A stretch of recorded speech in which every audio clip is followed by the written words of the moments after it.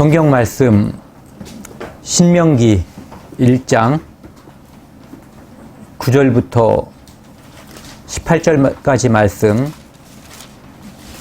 저하고 이렇게 교대로 홀짝으로 이렇게 번갈아 읽도록 하겠습니다.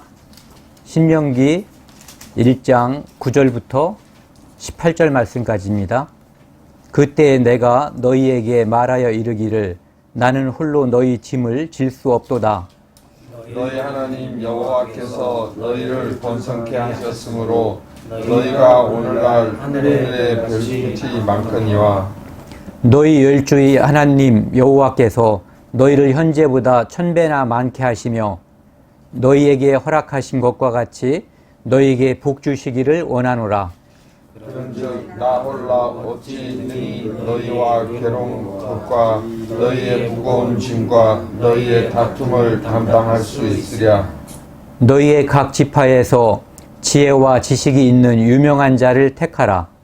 내가 그를 세워 너희 두령을 삼으리라 한즉 너희가 대답하여 이르기를 당신의 말씀대로 하는 것이 좋다 하기에 내가 너희 지파의 두령으로 지혜가 있고 유명한 자를 취하여 너희의 어른을 삼되 곧 각 지파를 따라 천부장과 백부장과 50부장과 10부장과 패장을 삼고 내가 그때 너희 재판장들에게 명하여 이르기를 너희가 너희 형제 중에 송사를 들을 때 양반 간에 공정히 판결할 것이며 그들 중에 타 부인에게도 그리할 것이라.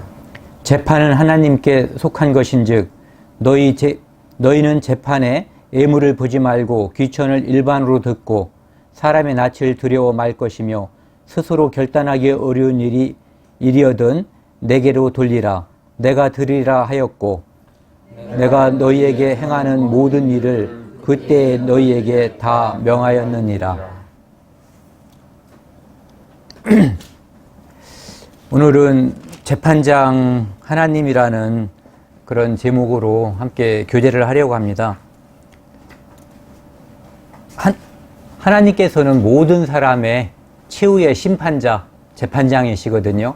그리고 우리 모두는 그 앞에 어느 날 우리 모두가 이제 심판대 앞에 서게, 우리 이제 물론 구원받은 그리스도인들은 그리스도의 심판대 앞에 서지만 어쨌든 심판대 앞에 선다는 것은 모든 사람의 공통점이거든요.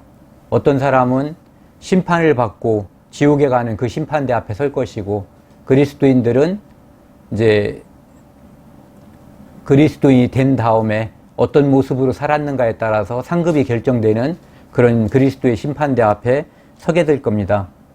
근데 우리가 살면서 우리 자신이 심판을 받을 것이라는 것을 알면서 우리도 역시 누군가를 재단하고 심판하면서 살게 되거든요. 그러니까 누군가를 판단하고 누군가를 또 누군가에게 나 자신도 판단을 받거든요.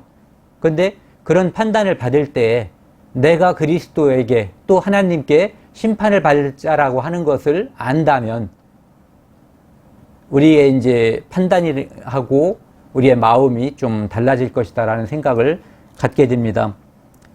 지금 읽은 이것을 이제 이스라엘 민족이 애굽에서 나와가지고 이제 광야에 있을 때 모세의 장인인 이드로가 수많은 사람들이 모세 앞에 이제 재판을 받기 위해서 줄 서 있는 모습을 봤어요.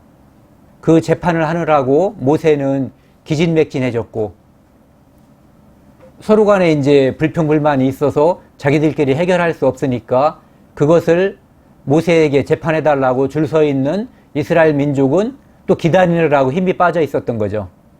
그래서 이제 그런 모습을 보면서 장인인 이드로가 이제 이런 모습으로 하면은 너는 이제 힘들어서 일하기 어려우니까 재판을 할 수 있는 어떤 사람들을 선택해서 그 사람들에게 재판을 맡기고 네가 모세가 꼭 해야 되는 그런 재판만 모세가 하고 나머지는 여기 나와 있는 것처럼 천부장, 백부장, 50부장, 10부장, 패장 이런 사람들에게 맡기는 게 좋을 거다 이렇게 권한돼서 비롯된 거거든요.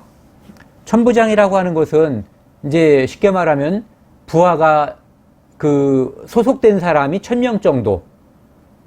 백부장은 100명, 50부장은 50명, 10부장은 10명. 패장은 뭐 이거 그거보다 이제 그 밑에 좀 되는 것 같아요. 어떤 데는 10부장 대신에 이제 패장이라고 써 있는 데도 있는 것 같은데요. 패장은 어떤 재정 업무라든지 질서 유지 뭐 이런 업무를 봤다고도 한다고 하거든요. 어쨌든 이런 것을 이렇게 직책이라고 오늘날로 만약에 교회라고 한다면은 직분이라고 할 수 있죠. 그런 걸 준 이유가 재판을 하기 위한 거거든요. 하나님의 공의를 실현하기 위해서. 하나님의 공의가 이 사람들에 의해서 실현이 돼야만 하나님이 공의로운 분이라고 하는 것을 백성들이 알 수 있는 거거든요. 그래서 이제 이 사람들을 택해서 세웠고 그 사람들한테 이제 재판을 하게 한 거죠. 그러니까 이런 천부장부터 쭉 어떤 숫자에 따라서 이 지도자를 세운 이유는 첫 번째 이유가 재판을 위한 것이라고 하는 거죠. 근데 나중에 이제 이스라엘 민족이 가나안 땅에 쳐들어가기 위해서, 가나안 땅을 취하기 위해서 이런 이제 천부장, 백부장, 50부장, 10부장 이런 조직이 이제 군사 조직으로다가 대체가 된 거예요. 처음에는 재판을 위한 조직이었는데 나중에는 이제 이 사람들이 이제 어떤 장군과 같은 역할. 그래서 신약에도 이제 이런 말들이 그대로 나오잖아요. 천부장, 로마의 이제 군사 조직에 보면 이게 나와 있거든요. 그냥 그런 모습을, 그런 역할을 하는 거죠. 근데 하나님께서는 공정하게 이 재판장들에게 공정하게 재판하라고 이야기하고 있거든요. 공의로 재판해라. 공의라고 하는 것은 하나님의 성품 중에 이제 우리가 공의의 하나님, 사랑의 하나님 이 두 가지를 이야기하고 있잖아요. 그 공의는 공정과 의로움이거든요. 공정한 것. 누구 한편에게 치우치지 않는 거예요. 그러니까 마치 저울이에 아무것도 달지 않았을 때 수평된 모습. 그때가 이제 공평 또는 공정한 모습이라고 볼 수가 있는 거죠. 근데 이것이 깨어지면은 누군가에게 유리하게 판결하거나 누군가에게 불리하게 판결을 해버리면은 억울한 사람이 생기는 거예요. 그러니까 그렇게 하지 말아라 이거죠. 그러니까 재판에 있어서 가장 중요한 것이 하나님의 성품인 공의로 재판해야지 된다는 것 이거거든요. 신명기 한번 보시겠습니다. 아니 출애굽기요.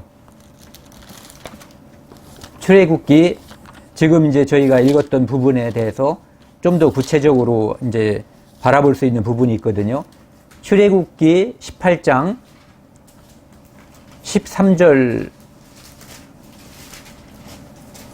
13절에서 22절까지요.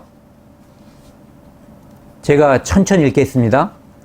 이튿날에 모세가 백성을 재판하라고 앉았고 백성은 아침부터 저녁까지 모세 곁에 섰는지라.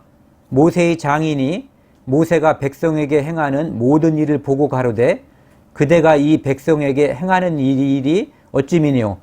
어찌하여 그대는 홀로 앉았고 백성은 아침부터 저녁까지 그대의 곁에 섰느뇨. 모세가 그 장인에게 대답하되 백성이 하나님께 물으려고 내게 오미라.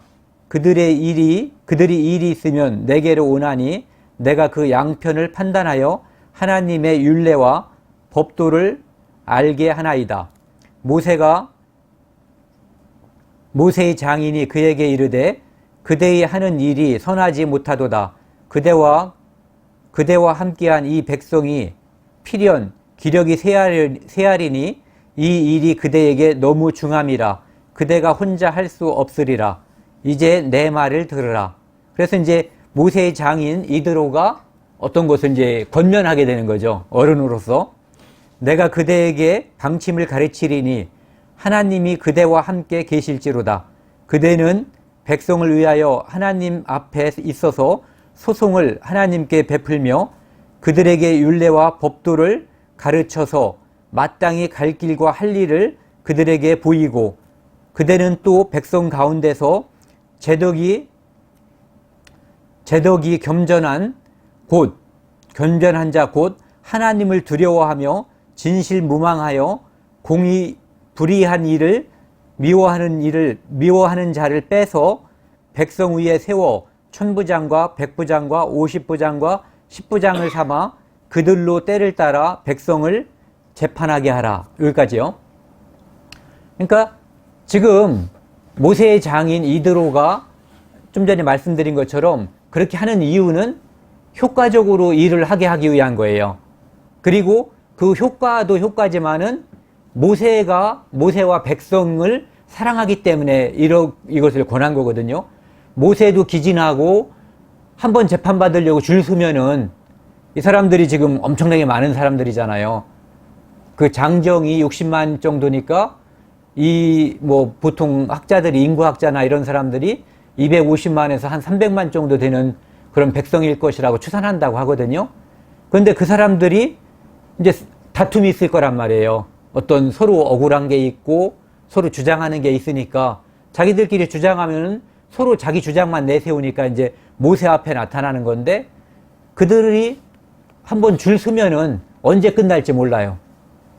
그러면은 저녁 먹고는 그만둬야 되는 건지 어떤지 모르지만은, 그럼 그 다음날 또 누군가가 어제 여기 줄 번호표를 나눠줘서 그 다음날은 다른 사람이 줄을 섰는지, 아니면 오늘 끝난 다음에 이제 그 순서와 관계없이 또 누군가가 줄을 서서 또 이것 때문에 또 재판받자고 싸우게 되는 일이 있을지 어쩔지 알 수가 없는 일이거든요. 어쨌든 그 많은 사람들이 재판을 받기 위해서 줄을 서 있기 때문에 양편 모두 모세와 백성들이 이제 힘이 들고 기진하니까, 기력이 떨어지니까 그것을 이제 해결하기 위한 방법으로 이렇게 이제 이런 것을 권했다, 이런 얘기죠. 근데 모세의 장인 이드로가 모세에게 권할 때 하는 말을 보면은 19절이요. 이제 내 말을 들으라. 내가 그대에게 방침을 가르치리니 하나님이 그대와 함께 계실지로다. 이 재판을 하는 것을 권하면서 첫 번째 이야기하고 있는 것이 하나님이 그대와 함께 계실지로다, 이거거든요. 그러니까 원래 하나님은 모세와 함께 했어요. 그런데 재판 자리에서는 특히 공의로워야 되기 때문에 그 공의로운 그 자리에 공의로운 하나님께서 모세와 함께 할 것이다라고 하는 것을 먼저 이야기하고 있거든요.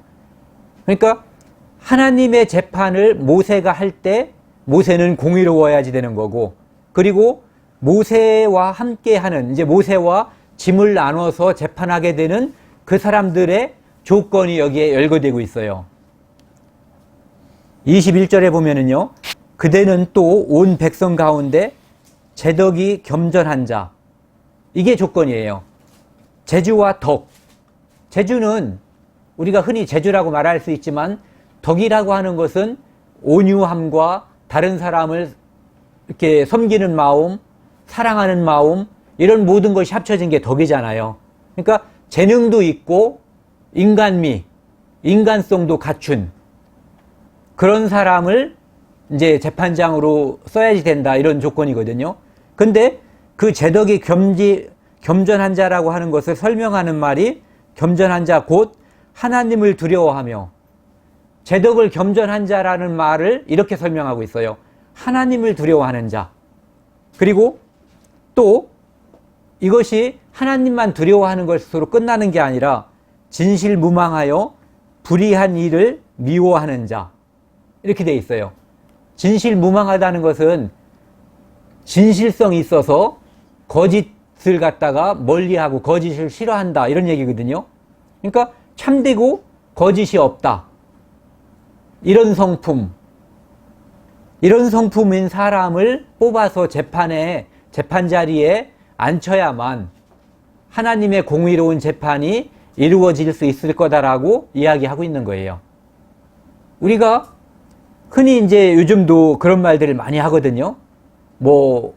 돈이 있으면은 무죄, 돈이 없으면은 유죄.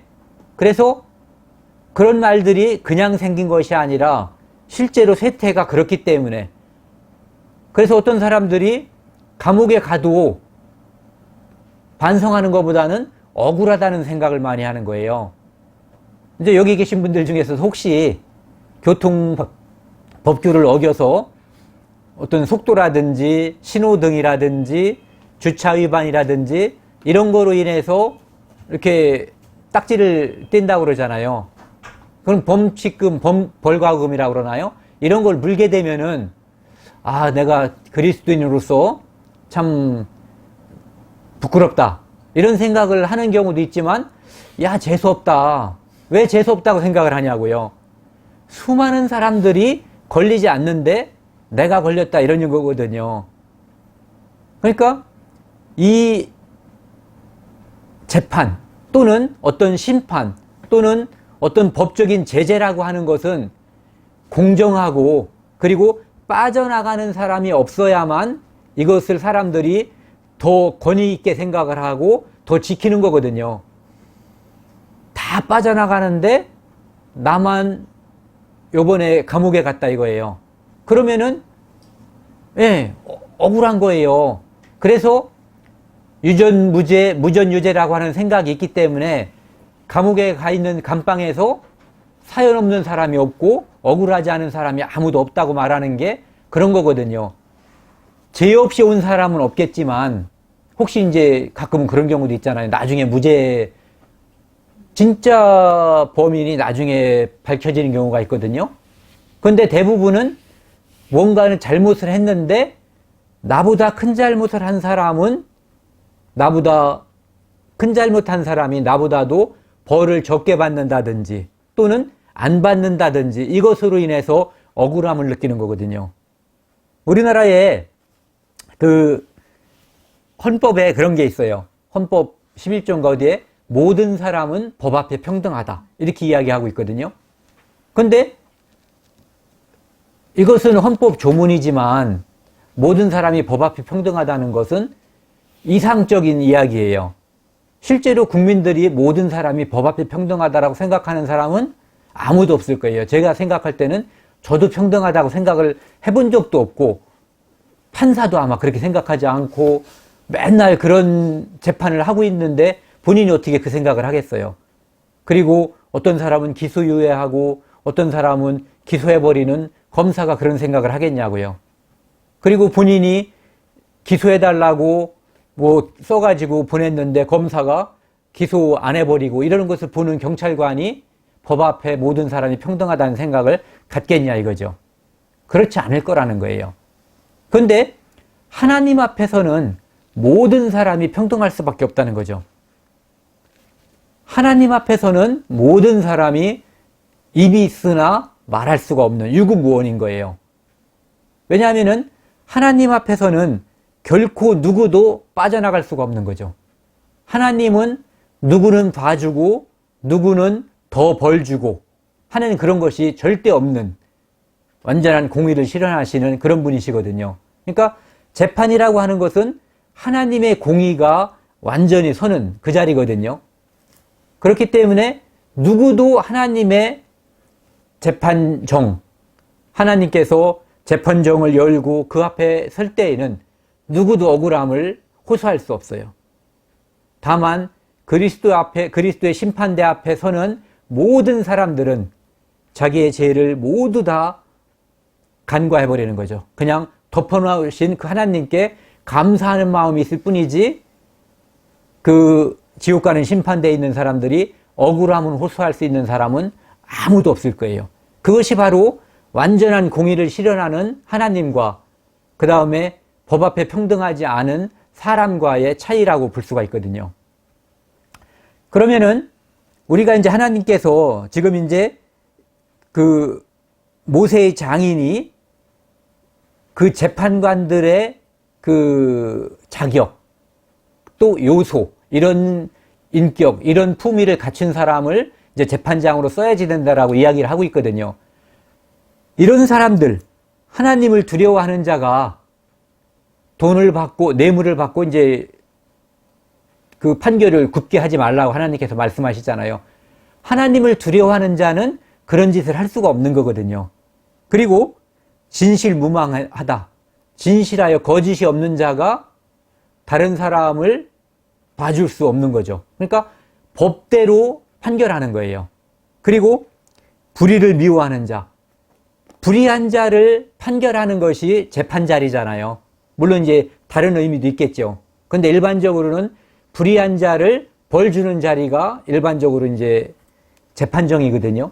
그 재판정에서 재판 자리에 앉는 사람은 하나님과 같은 성품인 거예요. 여기 나와 있는 이것들이.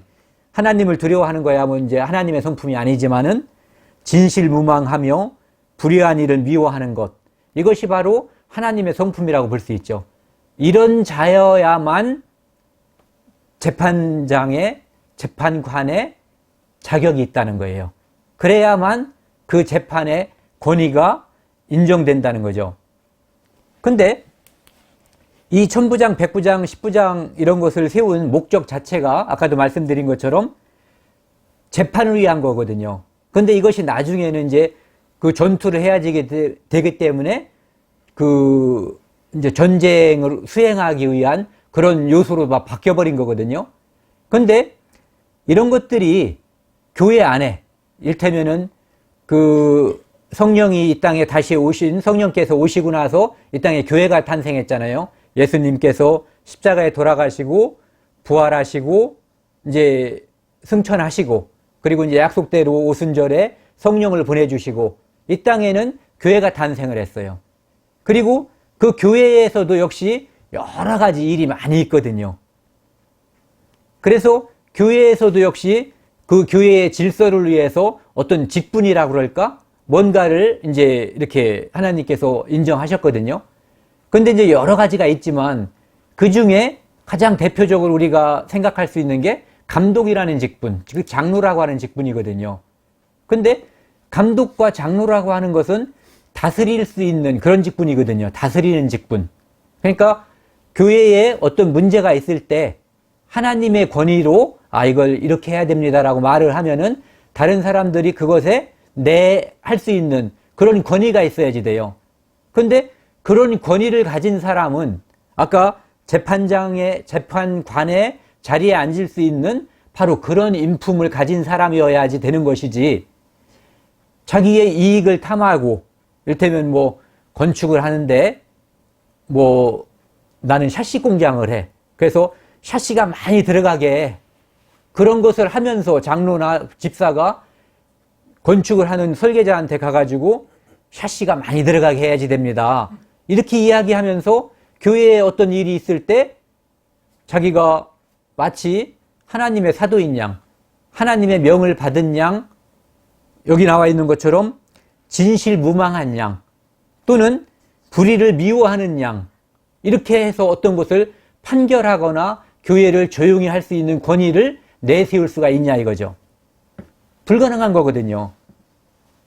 그러니까 이 성경에도 보면은 그런 역할을 할 수 있는 그 디모데전서 3장에 보면은 책망할 것이 없는 자라고 되어 있거든요.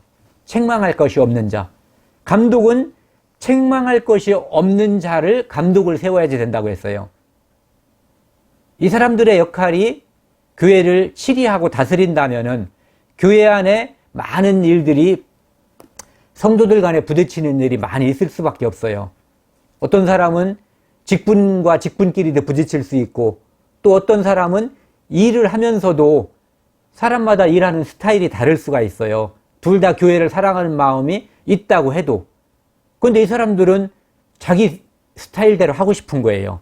이렇게 부딪힐 경우에 감독이, 장로가 그것을 이제 조정을 해줘야지 되거든요. 이것도 좋고 이것도 좋습니다. 그러니까 서로 잘 이렇게 해가지고 서로 양보할 수 있는 뭐를 해야지 되는데 그것을 중지할 때에 중지하는 사람이 여기 나와 있는 것처럼 책망할 것이 없는 자가 아니라 예를 들어서 자기가 무엇을 덮어놓고 잘못을 했는데 그 잘못을 누군가가 성도 중에 지적을 하고 이거 고쳐야 되지 않겠습니까? 이렇게 이야기를 했을 때 그것을 입을 봉하고 그것을 말도 못하게 닫아버리게 하는 자가 누구 성도끼리의 문제가 있을 때 그 문제를 조정하거나 마무리 지을 수 있는 권한이 주어지겠냐 이거죠. 양심적으로. 그 사람한테 그런 권한이 있다고 해도 그 권한을 양심껏 여기 나와 있는 것처럼 하나님을 두려워하는 마음으로 진실무망하여 불의를 미워하는 마음으로 할 수 있겠냐 이거죠. 이것은 불가능한 거거든요. 그리고 이 베드로전서 5장에는 보면은 이런 장로의 일, 이 교회 지도자의 일이라고 하는 것, 그 다음에 교회에서 있는 그 일은 부득이함으로 하지 말고 설선해서 하라고 되어 있거든요. 누가 직접 맡기면은 할 수 없이 하는 그런 게 아니라 설선해서. 설선한다는 것은 결국은 제가 할게요라는 의미도 있지만 다른 사람의 모범이 돼야지 된다는 의미도 아주 강하게 가지고 있는 단어거든요. 그러면은 모범이 되지 않는 사람이 무엇을 다스리고 치리할 수 있는가? 없다고 봐야지 되는 거예요. 그러니까 구약의 그 재판관들을 뽑을 때의 그 요소하고 실제로 신약에 있어서 감독과 장로, 이걸 그냥 묶어서 그냥 하나로 보고요. 그 다음에 집사도 보면은 디모데전서 3장에 더러운 일을 탐하지 않는 자라고 일단 그 첫 번째 조건이 나와 있거든요. 내가 어떤 이익을 탐한다면 교회, 당 또는 교회로부터 어떤 이익을 얻기 위한 마음이 이 밑에 있다면 그것을 올바로, 교회를 올바로 섬길 수 있는 자격이 전혀 갖춰지지 않은 거죠. 그렇기 때문에 우리가 이것을 생각을 해봐야지 돼요. 이 1000부장, 100부장, 50부장, 10부장 이것을 둔 이유가 재판에 의한 것이라고 한다면 제가 계속 반복하는데요. 반복하는 데는 이유가 있어요. 이것이 굉장히 중요한 거거든요. 왜냐하면 재판을 위한 거예요. 그 재판은 하나님의 공의를 세우는 일이에요. 그리고 신약에서의 이들의 역할을 하는 것은 감독, 장로, 집사거든요. 그런데 그들도 역시 하나님께서 요구하는 그 인품은 대동소이예요. 그렇다면은 그들은 교회 안에서 솔선하고 모범이 되는, 즉 하나님의 사람이라고 하는, 누가 봐도 저분이 이야기하면은 나는 네 할 수 있는 그런 분이 그 위치에 있어야만 그것이 가능한 거란 얘기죠.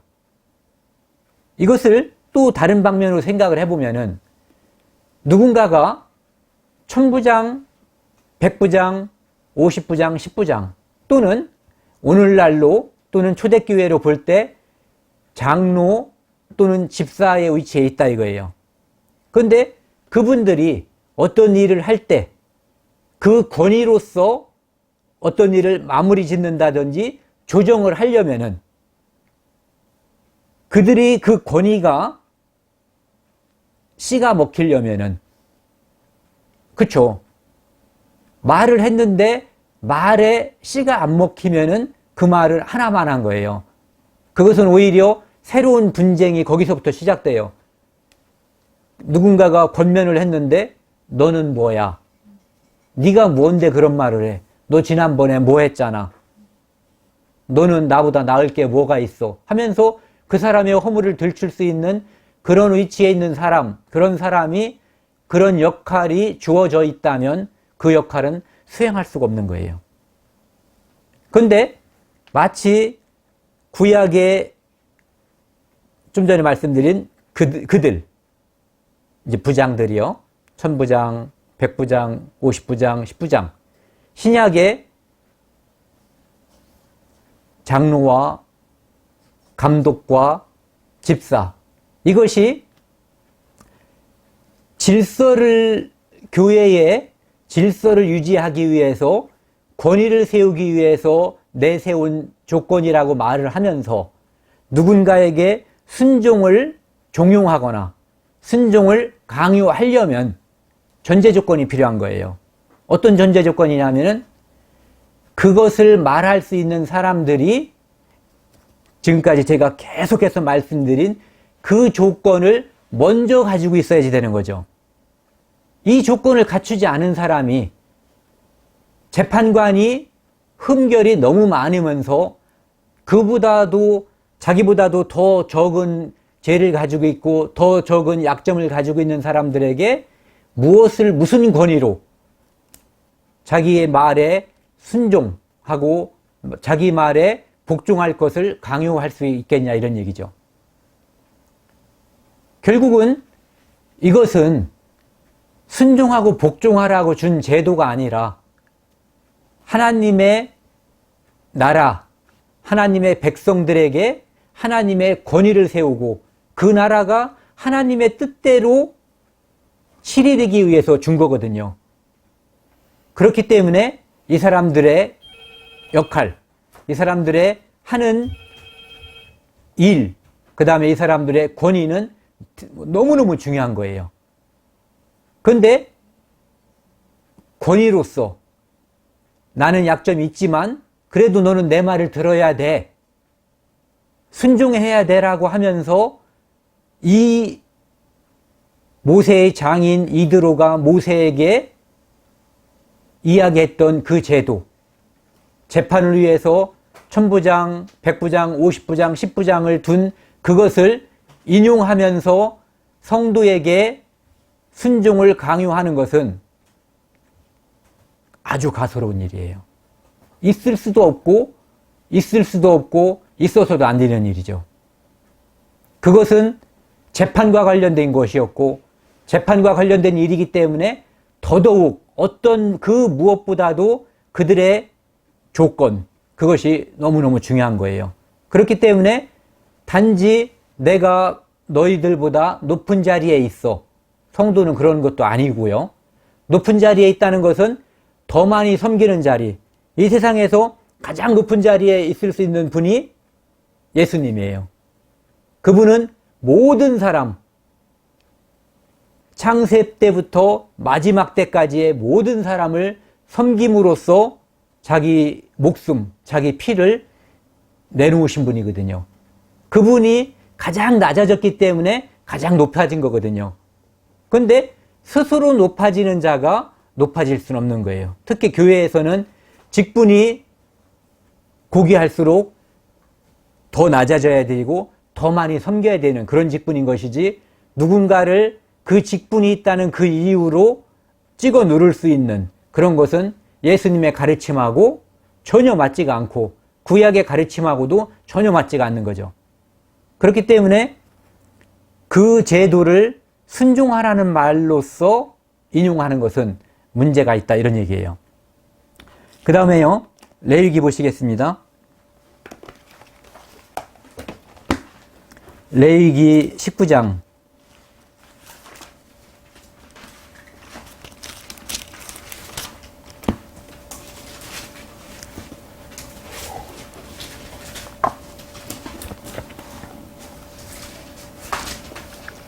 15절 말씀 같이 한번 읽겠습니다.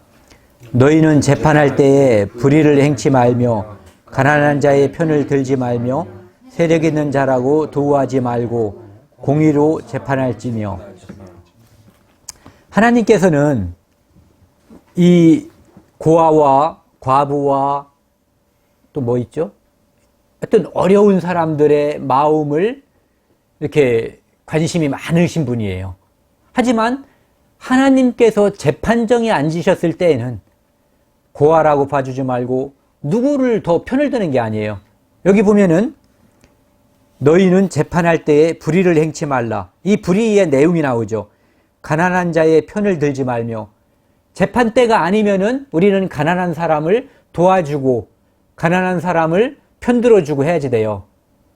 감싸주고. 그런데 재판할 때는 가난해도 그 사람이 불쌍하다고 해서 재판할 때 공의를 굽게 해서는 안 된다는 얘기거든요. 재판할 때에 불의를 행치 말라. 가난한 자의 편을 들지 말며 세력 있는 자라고 도우하지 말고.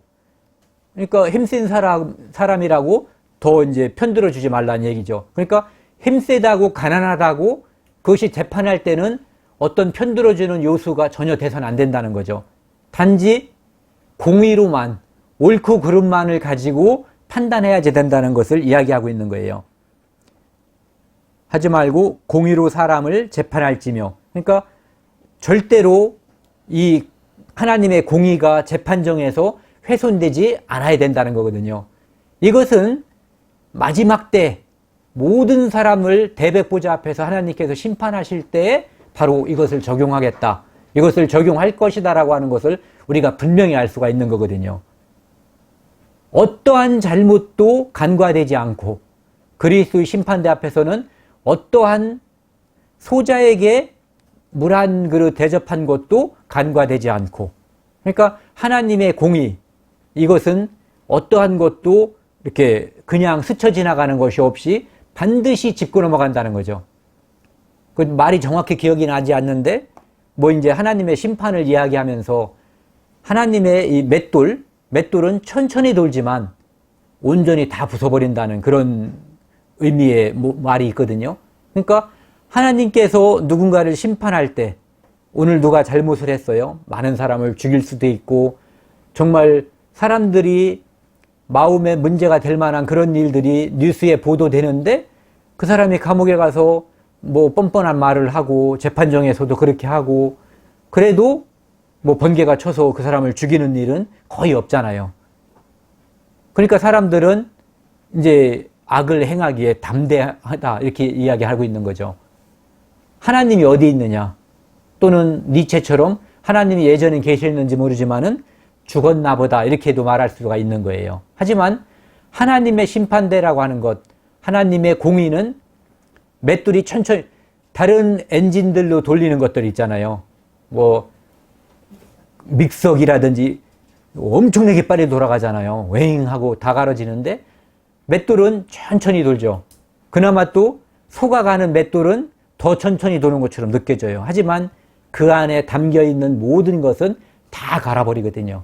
결코 그 안에 집어 들어간 것이 그냥 나오는 일은 없다 이거죠. 하나님의 재판, 하나님의 심판대에서는 결코 누구도 빠져나갈 수도 없고 예의가 없다라는 그런 말씀이거든요.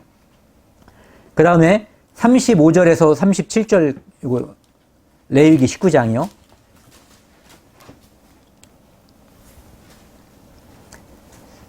제가 읽겠습니다. 너희는 재판에든지 도량행에든지 불의를 행치 말고 공평한 저울과 공평한 추와 공평한 에바와 공평한 흰을 사용하라. 나는 너희를 인도하여 애굽 땅에서 나오게 한 너희 하나님 여호와니라. 너희는 나의 모든 규례와 나의 모든 법도를 지켜 행하라. 나는 여호와니라. 여기서 또 하나님께서 말씀하시는 게 이런 말씀하시거든요. 너희는 재판이든지 도량형이든지, 재판 때는 이제 쭉 말씀드렸잖아요. 재판에는 온전한 공의가 있어야지 되는 거예요. 그리고 도량형이라는 게 있어요. 저울이라든지 무게를 다는 것, 길이를 재는 것. 그러니까 누군가에게 더 이익을 주거나 더 불리하지 않게 하기 위해서 이제 딱 규격을 맞춰 놓은 거죠.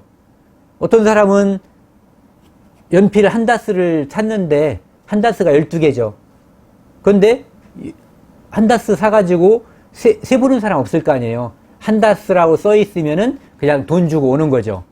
근데 집에 와 보니까 9개야. 그래서 이게 무슨 일이냐, 왜 9개를 넣었냐, 그러니까 우리는 9개 팝니다. 근데 가격은 12개랑 똑같이 받아. 어떤 사람은 고기를 팔고 있는데 전 진짜 이거 불만이에요. 우리나라 물론 킬로그램이라고 하는 제도가 있지만 근이라고 하는 것을 통해서 고기는 몇 그램 팔아요? 한 근에? 600g. 또 무어는 또 400g 파는 것도 있고, 이게 무어에 따라서 달라요. 같은 근인데도. 근과 키로가 있다는 것도 이게 사람을 어렵게 만드는데, 같은 근도 그램의 차이가 있다면은 이런 것은 이 도량형 통일이 아직까지도 21세기에도 아직 안 돼 있는 나라라고 볼 수가 있거든요. 근데 하나님께서는 재판할 때 공의가 있어야 되는 것처럼 아무도 억울하거나 억울하지 않게, 누군가가 이익을 더 취하면 누군가는 손해를 볼 거 아니에요. 같이 거래를 하는 데 있어서는. 그렇기 때문에 공평한 저울과 공평한 추와 공평한 에바라고 하는 것은 제가 이렇게 조사를 해보니까 곡물 같은 것들 데일 때 쓰는 바구니라고 해요. 그 다음에 그 오멜은 그 바구니 에바의 10분의 1 들어가는 그릇이고요. 그 다음 흰이라고 하는 것은 액체를 잴 때 쓰는 그런 이제 항아리, 단위거든요. 근데 이 크기가 같이 만들어져야지 되는 거죠. 예를 들어서 제가 오멜을 이만한 걸 만들었는데 어떤 사람은 요만큼 가지고 서로 거래를 하면은 이게 서로 간에 공평하지 않은 거잖아요.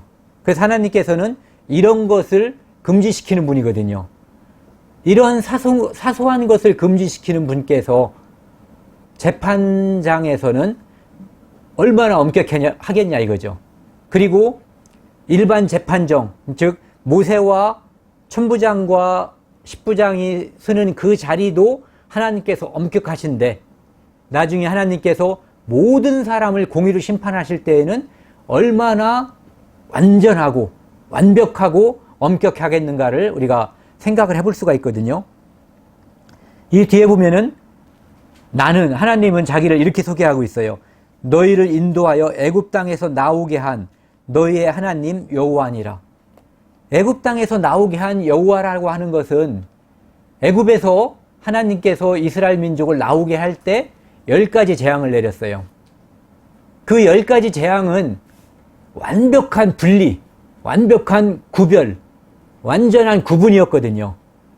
이스라엘 민족과 이집트 민족, 이스라엘 사람과 이집트 사람을 조금의 오차도 없이 딱딱 구분해가지고 벌을 준 거예요. 바로 하나님께서는 바로 그런 분이라고 하는 거거든요. 그리고 10번째 재앙에서 그것을 가장 뚜렷하게 극명하게 보여주셨거든요. 애굽 사람의 모든 장자와 짐승의 첫 새끼를 다 죽일 때에 완벽한 구분으로 이스라엘 사람들의 장자와 짐승의 첫 새끼는 아무도 죽지 않았어요. 어떤 것도 죽지 않았거든요.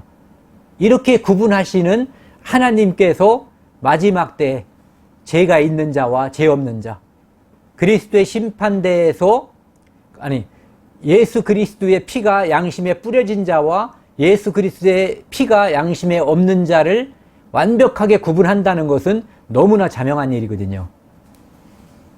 그리고 하나님께서는 같은 물을 가지고도 홍해를 건널 때 어떤 사람들은 그 물을 완벽하게 그냥 통과하게 하셨고 어떤 사람들이 그 물에 들어왔을 때는 그들 전체를 한 명도 빼놓지 않고 다 몰살시키는, 그렇게 구분하고 그렇게 심판하고 그렇게 재판하시는 분이 바로 하나님이시거든요. 그러니까 바로 나 하나님은 바로 그런 분이다.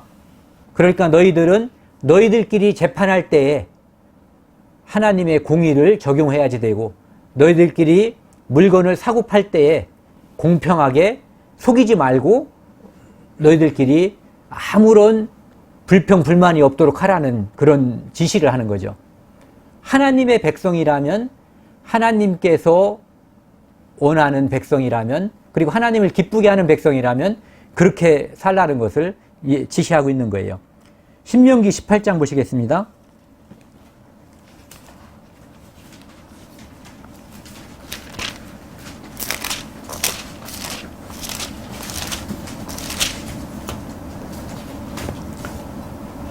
신명기 18장 18장이라고 했죠. 16장입니다. 16장 18절에서 20절까지 제가 읽겠습니다. 내 하나님 여호와께서 내게 주시는 각 성에서 네 지파를 따라 재판장과 유사를 둘 것이요 그들은 공의로 백성을 재판할 것이니라. 너는 굽게 판단하지 말며 사람을 애무로 보지 말며 또 뇌물을 받지 말라. 뇌물은 지혜자의 눈을 어둡게 하고 의인의 말을 굽게 하느니라. 너는 마땅히 공의만 좇으라. 그리하면 네가 살겠고 네 하나님 여호와께서 네게 주시는 땅을 얻으리라. 하나님께서 계속 똑같은 반복되는 말씀이거든요. 지파에 따라서 재판관을 두는데, 그러면 이제 이스라엘 지파가, 이스라엘이 장정이 대략 이제 한 60만 정도가 나왔다고 했으니까 그들 중에 이제 재판관을 둔다면은 한 지파에 12지파니까 한 5만 명 정도 대략이요. 지파마다 수가 다르지만은, 그러면 천부장은 10명이 있는 건가요? 5만 명이니까 50명. 예, 50명. 그러면 이제 이런 식으로다가 이제 그 지파마다 재판장들이 쫙 있는 거죠. 그래서 이제 구역별로 이렇게 재판장들이 있는 거예요. 그래서 예전에는 모든 사람이 모세 앞에 줄을 섰지만, 이제는 모세 앞에 줄을 서는 것이 아니라 각 지파별로, 그 지파 중에서도, 지파에서도 이제 그 족보에 따라서 나무가 이렇게 하나의 나무에서 이렇게 나눠지는 것처럼, 지파별로 나누는 것처럼 이제 재판장이 이렇게 분야라고 하면 안 되고 그 족속별로다가 이제 이렇게 나타나게 되는 거죠. 그 족속별로 나타난 재판장들에게도 이야기하는 것이 공의를 행하라. 그리고 절대 뇌물 받고 엉뚱한 판결하지 말라는 것을 하나님께서 또 강조하시는 거죠. 출애굽기 23장 보시겠습니다.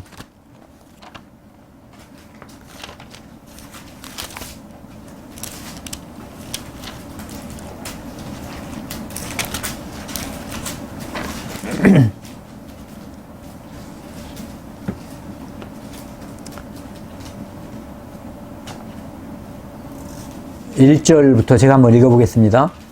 너는 허망한 풍설을 전파하지 말며 악인과 연합하여 무함하는 증인이 되지 말며 다수를 따라 악을 행하지 말며 송사에 다수를 따라 부당한 증거를 하지 말며 가난한 자의 송사라고 편벽되이 두어하지 말지니라.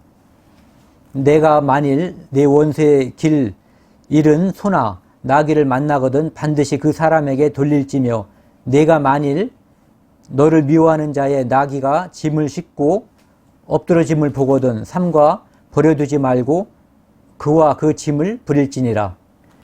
이 하나님은 이 송사회 뿐만 아니라 어떤 일을 할 때도 공의롭게 행하라는 거거든요. 누구에게나 어려운 사람에게 어려워서 도와주고 또는 부자여서 봐주지 말고 늘 똑같이 대하라는 거예요. 특히 이제 그것이 재판 자리에 있을 때는 더욱 그것을 강조하는 거죠. 이것은 하나님의 공의가 마지막 때에 완벽하게 이루어질 것이기 때문에 이것을 하나님께서 이스라엘 민족에게 강조하는 거예요. 이제 더군다나 여기 나와 있는 것처럼 공의롭게 판단해야지 되는데, 하물며 잘못한 사람, 이 사람이 틀렸다는 것을 알면서 거짓 증인이 되는 것은 완전히 절대 금지시키는 거거든요.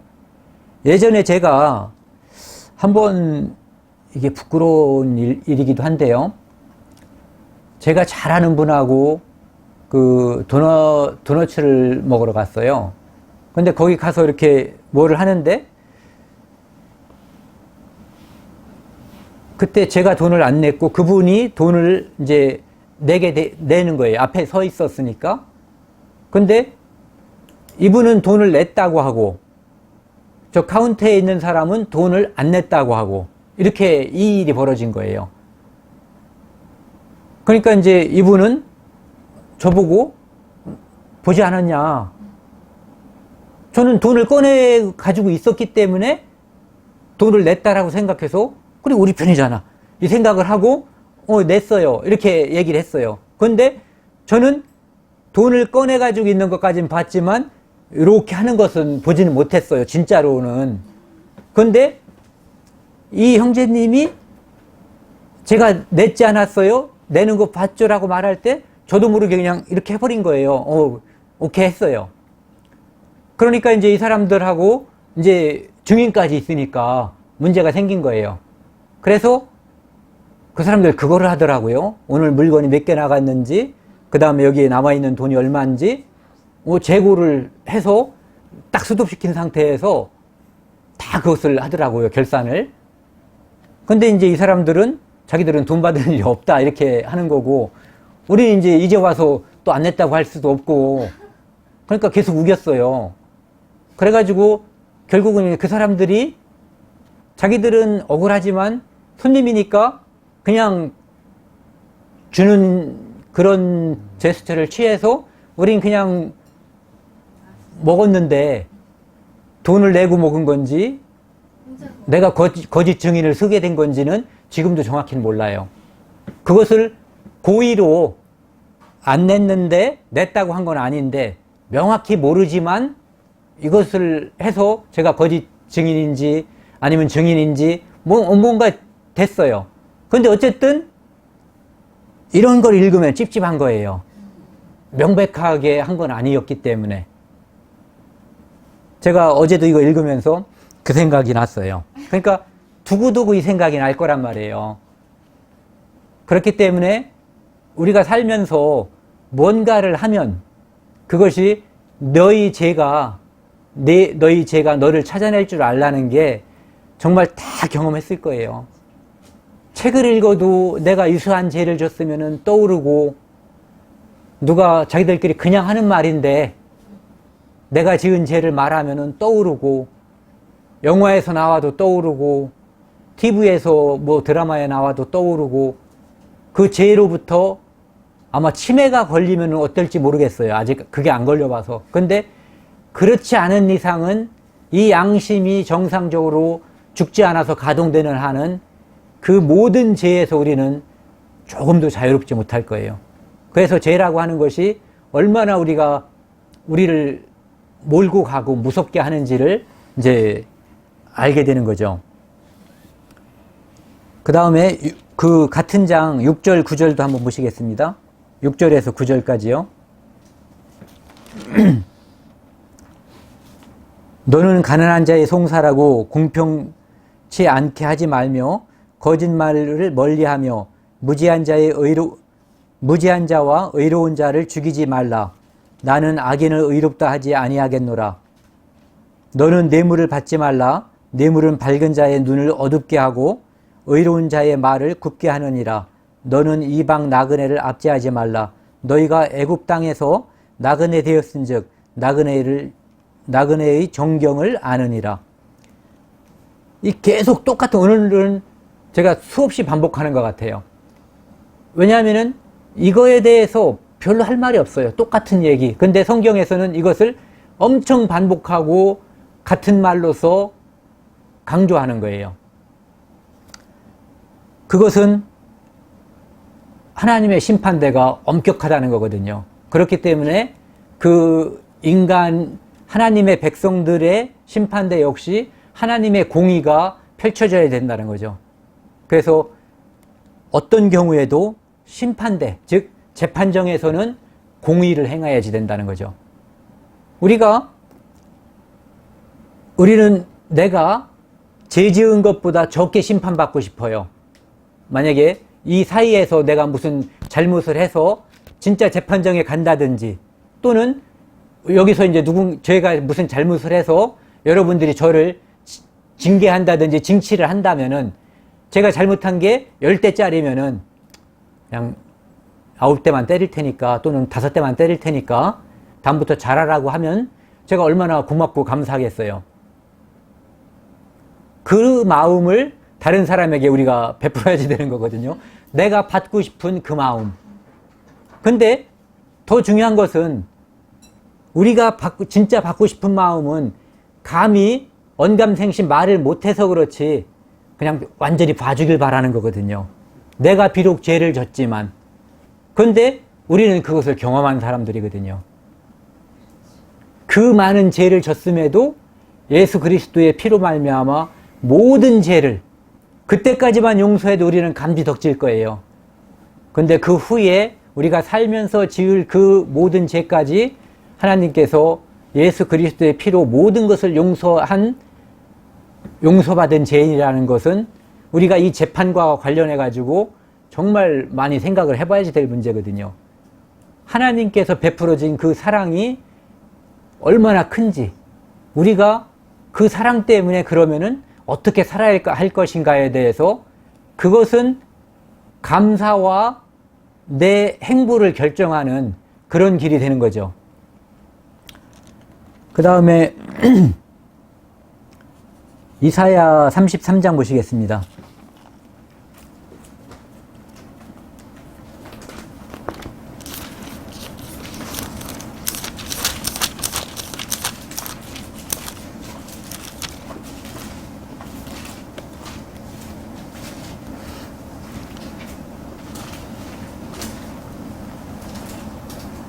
이사야 33장 이거 같이 한번 읽어보겠습니다. 대저 안 가르쳐 드렸죠. 22절입니다. 22절 한 절만 같이 읽겠습니다. 대저 여호와는 우리 재판장이시요 여호와는 우리에게 율법을 세우신 자이시요 여호와는 우리의 왕이시니 우리의 구원자이심이니라.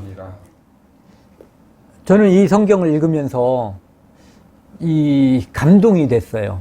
무슨 얘기냐면은 하나님께서 우리의 재판장이라는 거 우리가 다 알고 있고 어떤 때는 두려움의 대상이에요. 그리고 율법을 세우신 자라는 거, 모세를 통해서 이스라엘 민족에게 율법을 주었고 이스라엘뿐만 아니라 모든 사람에게 적용할 수 있는 그 율법을 주신 거거든요.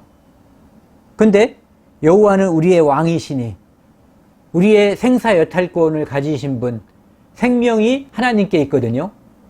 근데 그 다음 구절, 우리를 구원하실 것임이니라. 심판자가 우리를 구원한다는 거, 재판장이 우리를 구원한다는 거, 이것은 대단한 거거든요. 재판장은 우리의 죄를 보시는 분이 일반적으로 재판장이거든요. 재판장의 역할은 우리의 죄를 보는 거예요. 그리고 그 죄를 법대로 심판해서 처벌해버리는 거거든요. 그런데 여호와 하나님께서는 바로 우리의 재판장이시며 율법을 세우신 분이신데 우리의 왕이시고 우리를 구원하실 분이라는 거죠. 우리의 심판자이신 재판장이신 분이 우리를 구원한다는 것은 매우 특이하다고 볼 수가 있는 거죠. 하나님께서는 재판장이신 동시에 우리의 구원자이시기 때문에 그런 거죠. 이 마지막 한 구절을 한번 보겠습니다. 레위기 17장이요.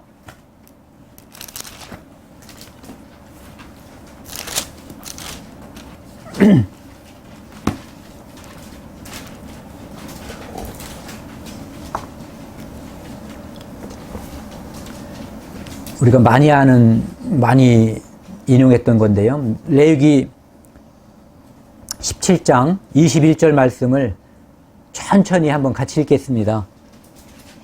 육체의 생명은 피에 있음이라 내가 이 피를 너희에게 주어 단에 뿌려 너희의 생명을 위하여 속하게 하였나니 생명이 피에 있으므로 피가 죄를 속하느니라.